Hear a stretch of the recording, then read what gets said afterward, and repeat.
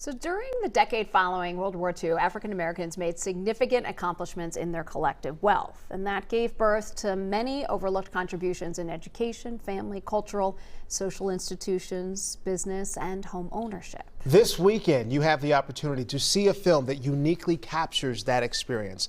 The Lost Negroes of North America is a silent film featuring 8mm footage from South Minneapolis. This is between 1944 and 1955. And this is a rare look at the history of the black family in the Twin Cities. And this morning, we are joined by the filmmaker and producer, Ralph Crowder III. Ralph, thanks so much for being here this morning. Peace. How you doing? Thank you for having me. Absolutely. Yeah. Let's start with this, because I'm curious, what is Lost Negroes of North America? And can you talk about as well, what inspired you to do this? Yeah, well, when you think about it, I mean, even the term Negro is really, you know, something that we refer to in different ways now. But that was my grandfather, my grandmother, my great-grandfather, my great-grandmothers, a lot of our family members, you know, identified then as Negroes. And as the words and political identities have evolved, we're still human beings. And when I think about my grandparents and my even great-grandparents, for a lot of us, if we had a blessing to touch them, I mean, those were some great people, and they made some just tremendous contributions to family, community, business, social institutions, and et cetera.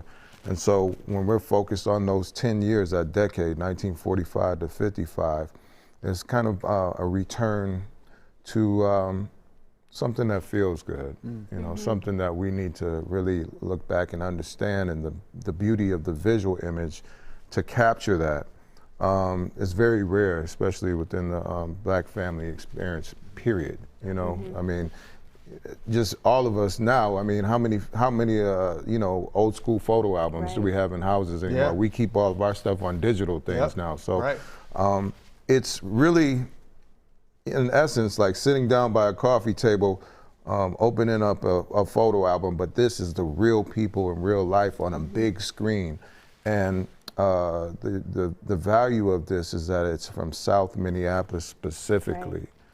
Very rare, original, unique in the whole world. And so the story that comes out of this is really, when you think about it, was that generation more progressive than this current one now? Now that's a debate you can have right there. Yeah, absolutely. And there's some critical, thought-provoking things that happen because it's a silent film experience accompanied by a live three-piece band. And there's really no discussion. It's actually you interacting with the art, and then coming to a place where you're really gonna have to process everything at the end. But it's definitely honorable to our elders. And I'm excited about it. There's nothing, like I said, there's nothing like this in the world, and I expect that this will definitely travel outside of the Twin Cities area and be totally embraced. Ralph, this is the partnership with the Minnesota Historical Society, also the University of Minnesota. How did this come about? How did you find this 8mm film footage? Now, so this current collaboration is with the Minnesota History Center. It actually screened with the University of Minnesota a little earlier, a couple of times at the Best Buy Theater. But the 8mm footage came directly from my great uncle. Oh, wow. This is personal. Yeah. This is personal. This is my great uncle, who was, in essence, you could call him a documentarian of that time period. He was basically documenting his family, his community, his recreation and leisure, his church, his you know, all kinds of dynamics of modern day life of that 10-year window. And so again, extremely rare. I mean, even that it's been preserved to this point in 2023. Can you imagine? This was in a shoebox in my dad's house, and you know, among some other things. And I encourage the viewing audience out there to really explore your family history, preserve it, because it's actually so rich and valuable when you're able to bring it to this modern history of digitized, you know, kind of interaction. And so I'm just totally excited about it. I just really invite everyone to come out, because this is a rare vision of the African American experience in this city.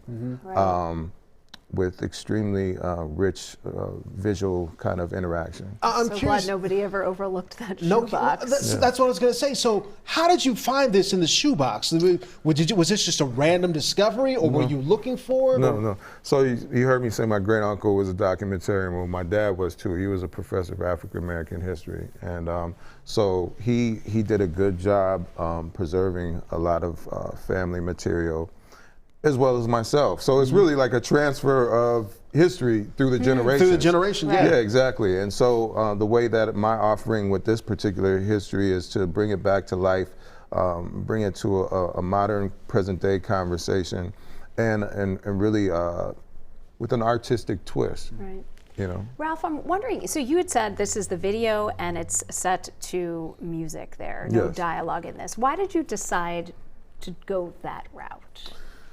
We were just talking about this right before. I think it's, you know, as artists and as people who specialize in communication and through media, it's important that we innovate. You know, I mean, there's a lot of documentary films out there. I mean, there's narration is cool, but I think that when I really started to figure out, okay, this is what it needs to be. When you think about the power of just the visual image, accompanied by an organic three-piece band that doesn't rehearse. I think they just come and play how they feel.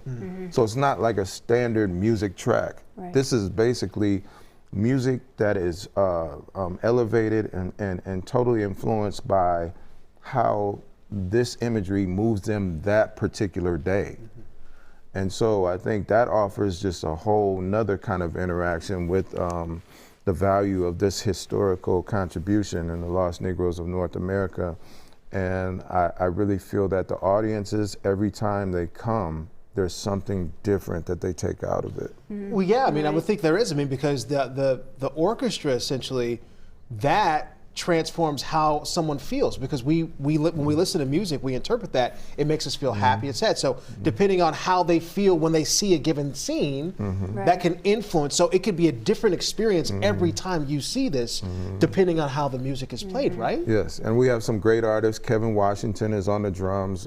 Truth Mays is on the congas, and Jamela Pettiford, she is going to be the vocalist. And so, you know, the movement of that drum, you know, is something that we all connect to, but the creativity around how that drum and the actual singing connects together. And actually, I'll tell you this is a surprise for the next screening coming up, but there's going to be a 6-year-old trumpet player. Oh, wow. That is going to interact with his potentially great grandparents' generation.